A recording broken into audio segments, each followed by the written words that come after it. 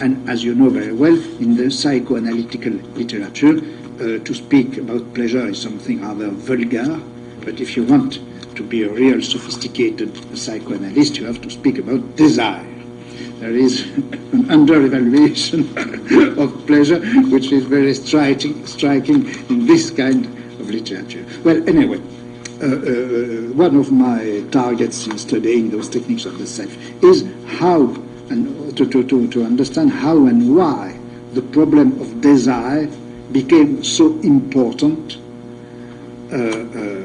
whereas the problem of desire and pleasure was important in the Greco-Roman antiquity. The problem in the Greco-Roman antiquity is what to do with our pleasure, how to have this pleasure, at what extent, inside which limits, and so on and so on. It was really a problem of pleasure and the use of pleasure. If you look at if you read books, I speak for myself, I never read Chinese book about the erotic art, but I have read books about this, and the very interesting book written by Van Gulik, I don't know if you read, which is very, very, very interesting.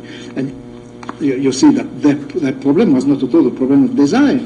The problem of the Chinese erotic art was the problem of pleasure, how to take the pleasure, with which intensity, and so on and so on.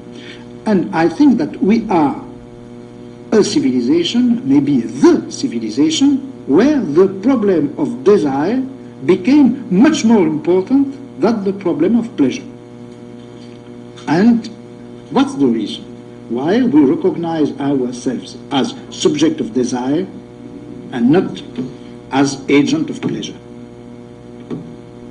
Why our theory of sex, sexuality, existence, theory of human being, the problem of anthropology and so on, well, anthropology, philosophical anthropology, deals with problem of desire, the nature of the male desire, of the female desire, and so on, and the problem of pleasure has the smallest part in our theorization, reflection, and ethics. And that's the problem I wanted to analyze, and I think that this slow move from the conception of mastership you can find as a main problem of ethics in the 4th century to the deciphering of the self in the early Christianity is the move through which the problem of desire is become prevalent, because in the deciphering of the self the problem is, what is my desire? Do I have a desire? Which is the orientation? What is the orientation of my desire? And so on.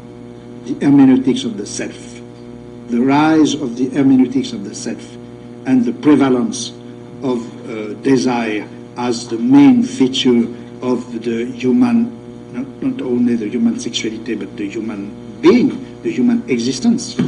I think that is something which is really important, whereas for the Greeks of the 4th century, the problem was the mastership of oneself, which is the limitation of pleasure. Limitation of pleasure, deciphering of desire. I think that's two kinds, not only of theory of ethics, but two kinds of relationship to oneself.